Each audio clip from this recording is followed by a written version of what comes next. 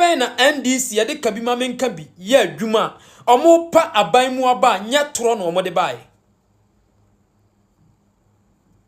The year 2008 NDC pa aban mu aba yase mampani kofo awontafo wasesa Ghana sika akogu banks ye wa brochire na kofo ayesei sankwase asem woyia na course saa man no mapa na yenya free kofo aban so free health insurance abuza for mamu nyina makwaba ediba Ghana nsem TV so one more so be like video no be subscribe to the channel no what turn on notification say be next time videos of this nature about so bit makabina so achire wage or comment section dem say munim dan if Mr. President baby home be from Mr. President ameje so o text me Mr. President or comment section ameje so who see me TikTok na pa Mr. President ameje so sa koye de o baby agenda NPP so the munim the opposition so we are trying our possible best be Ghana same TV channel so near the new patriotic party amanyeko no near the aba power 2028 inshallah Dr. Ladma Mbowe president now so the power ban bia so selkebi na my kan ayi ye wa John Dramani Mahama de bukat neze ebu die ya me ni amene ya fa de Messiah Dr. Ladma Mbowe amade na sase bebe fio na once again me catch Ghana mabunu nyina se amanyosem ne yeye no eye da chinti ne yeye amanyosem nye mprint ne amanyosem de wo ye bia no wo ye no wadwo se inti da chi bia no. Would you be proud of decision I will make here in politics? We shouldn't forget, say, politics, no, ya mouth to me, say, Fabiti Manful in him, ya mouth to me, say, Fabe, it is all your software. Oh, yeah, ordinary Ghanaian. Oh, yeah, educationist. Oh, yeah, medical doctor. Oh, yeah, once I have an opportunity to serve public space, do it with due diligence, respect, and absolute clarity. And yes, I be a home bachelor. Good evening, Abusiafo. Me dini than the best. Ubet me afre me kwekwe boa. And any bad 3 days na minyane ntie se ye nuaba aye frɛ ba omi aba. Na ayake kankeka se ya che no. Se die aye confirm se ye nuaba na ya che no. Na meni ya me yapa yese oye oba. Na ne America ne se NPP mpanimfo ye mu bi muti bibi se ya. Mo de mo nsekete na mo na. Mo nsekete na mo na. Akowie se NDC aban a wote so ne. John Mahama no wo pe mampani adi. Na wo mo sesa akuro yi mu mmabunu. Ni NDC party supporters. Eka kire timamufu ati krom ha se ekufu ado aban ye nipa bonini titiru ni ya papa num koku akuafo ekufu ado ye kromfo a wadi akuafo sika ye nim krom ha ne atofo senum egina apaso kaaye ne erekopokunum gina apaso kaaye a ene akowie se NDC government se sansam na ekosu ni nyina no enya dia wono eye John Dramani Mahama obema bia koso wona ban bere so dia problem bia ni ho NPP ni dia se oba time pa sabi onim ne nkwan ye dada wono wokwaji obi twa oba afufuo nkwan a ya fremu ebebua so sini kunu ho so waye nkwan ya nyina ya ntikrom ha ebere ben na NDC ye de kabi ma menka bi ye adwuma omo pa aban mu aba nya toro no omo de bae.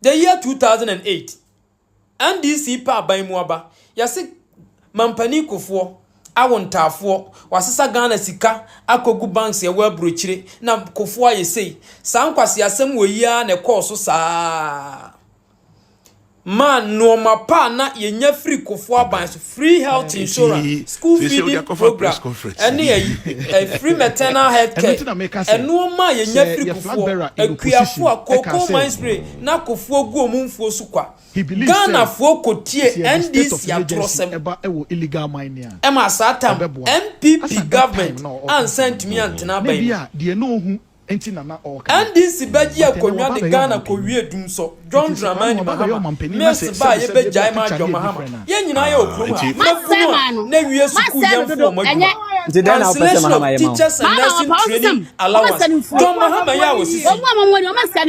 Ni wadi Ghana ko wiye no. Na Ghana for the amafo bebre na ase amamu no ekoyi. Any year John Mahama na wo pe the second term edie pamu ni fura. Nya John Mahama wo ya na san kwatena afie. Esisa NDC mabunu biem edi atoro krom ha. Ekufu ado the free secondary school baye wani koko kuani bia sikada na kuani a wodo aburo beans bayire ene mo na ne mo nsoto because of say emo no wo dey ko secondary school mu ho a headmaster ne tumi ka kire o say ye nya baabi a di beguntifa ko enanya sa John Dramani Mahama ene sisa mabunu ye di Ekufu ado atem so ye kromfo wo wi akoko akuafo Saba womia ya kramoni a wonya kramoni papa kramoni a wawe poko ne yi club enye sa NDC ene sa di atoro enna matoro so ne ba aban mu a enne ne ya Ghana akowie ya to koko kuani koko abosumi seni ekunu eko emfie baako ye ntua kuani ka nya NDC this same NDC ya NDC aban akowie sesese omo se yemma politics na ya ne hunya akono a adenti ne ya chi obi a we yakwaye wo ba na yeme ya munya ye ne na afiase na ya politics na ye sese ye building no John Mahama resetting no akowie se ye magana politics aya akono eye esana John Mahama ebo na ye ebebo ama NPP government anima banyam obi ntimi media toro enkeka nkwase asem wo kurom ha biem dabi so obi be dia toro sane Malik Basinteli no mo yeye Sami Jamfin mo yeye kurom ha dabi ensi biem na pia stadium no mu akohwefuo we no mu nam kurom ha edi Ekufu ado atem ensi biem John Mahama se yamma ye politics ne ho mranyam enti MPP fue munsom na yenya na ni nyina enya fema yen na krom ha yatia somewhere 2000 kwasi asemu na aba no mudi ni krom ha mo ba ye mo ye father for all na abati kroi mu ehwe fufuo ni nkatekwan no ebi nsibiem NDC government a kire yen ne wose ye di security ye ni krom ha enti ya chi obi a mesi me nua ba yi die me mpodi ya mefra na meyire me nua ba yi die na aya me ya me yiri na aya me ya nanka ye be man ka munyai ni yenam me kwaku ye bo ye be fam ya wo de munyai na se emfie wa hakura NDC obefira ban mu munyai na menem na ne ye wo mode ba no ebema MPP aban ho abanyam party no se ne ye pese ye ya manyosem wo kurom ha enya di asabi ye be gyae ne sa ye betoa so ade akowie se nyankopon beba ye mababunu bia mfa sabi pani bia nim e wo kurom ha nyefom enya John Mahama na sponsor Kevin Amatela en wotina bro kire di mampani kofo no matem okuruma enya John Mahama enti John Mahama se yema Ghana politics nya akono adenti na motete no mo ma nya akono omu nenam atoro so ne ye frɛ no social policy emfinhie aduasani omu ntumi fa omu nsankire ade ba ko a omo ya ma Ghana na oman ni nyina nya so mfa so atoro no omo de ba because ye hunu se oman no mu mma adwene wo fom ne ya bedi atoro ene mo hunu de awie Ghana fo ne TNDC se ye ma ye party ye politics ye hunya akono ade na mo tete wo mo ma John Mahama en reset ye politics ni mayen na nya akono ne nyina ye nto aso nko John Dramani Mahama the policy politics resetter mo ma ne reset ni mayen the good politics resetter John Mahama mo ma ne reset mayen ye nyina ye okrom ha nanya kono nenya hwam ni yanhwe kwan a wo mo beba ko opposition 2028 ye be pam wo ma free Ghana konwa so ni wo mo dum so na akuafo a ye ntu wo mo ka wo mo abo wo mo so na wo mo bayire ye pam wo ma free aban mu ye be hwe de wo mo de beba kurom ha biem ene ye war ne besi e wo kurom ha war ne besie se MPP aban bi ba na NDC mabunu yase ye de aban nanim be ye fom wo kurom ha ene ye war besi kurom ha war ne besi okun ne besi e wo kurom ha ya nyina ti kurom ha se amubeton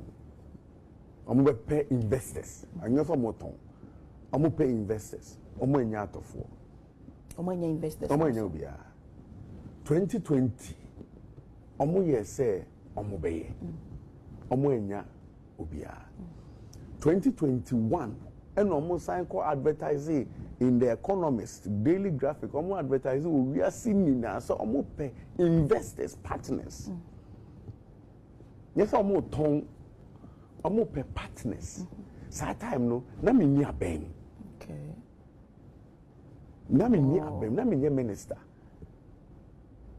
me be minister 2023 until 14 companies are a bid some partners meeting. Now my company ne can be. Oh, number year 14. 14. Is there yes it was a so idea say unkwana. Omo advert and yes I mean my company. O company. I'm separate from my company. It's true but oh dear. Absolutely. 14 companies and a bid 2021. Na minister na juma ya me yen tinu Rock City no me margin is amount for management and I'm very happy with them. 14 companies 2021 in a bid. I knew about the bid. Okay. But I mean a bid. Yeah, second time 2020 manji post. Until almost call through process na and almost shortlisted 3 companies. Senate. After 3 years, 2.5 years, open tender. A biographic movie, and I'm shortlisted 3. Into 3 companies, no more shortlisted. Now Rock City can be. There was nothing wrong with the transaction until Midimba up for vice president. And the Bay issue. Was it an agenda? Then okay, Ghana honey away. Doctor, who got in Ghana honey? Who understand you? Was it an agenda? From 2021.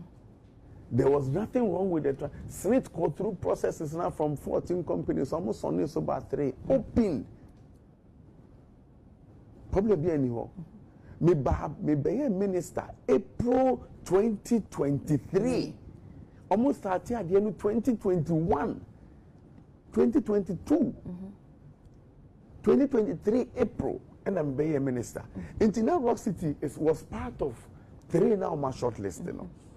It took 1 year, 2024, and no more enter negotiations. No problem be any. Kopim da, I became one of the potential names for vice president. And about for Kofa and no Edibai. And then Smith announced to say, that's so partners.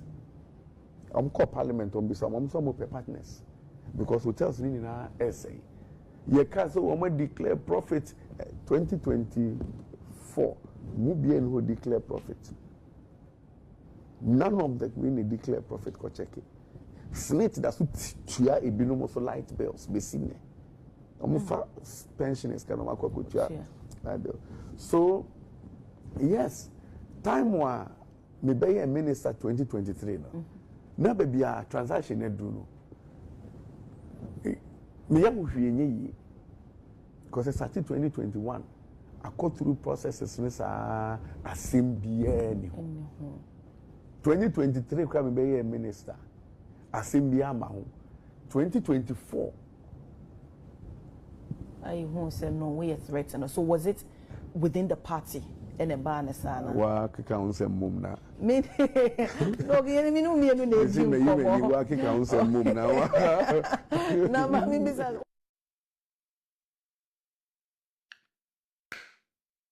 Blame it on the rain. Do you remember that song? This is what they do. This is how politics has become. And then they say that politics is dirty. Politics is not dirty. It is bad people who create that impression. Politics is not dirty. This politics that you've done, this kind of politics you've done, you are depriving old people. You see, if it was in some country, we'll take an impeachment process to parliament because you are depriving old people of their money. SNIT is a national backbone. You are depriving SNIT of money to satisfy your ego, your caprices and whims. You want to satisfy that ego and to bring down another. Ghana, we like that too much. The new generation is not like that. The youth are not like that. I see they push up each other. They're not like that. But chairman, former NCA board chairman, only a member of this government went to complain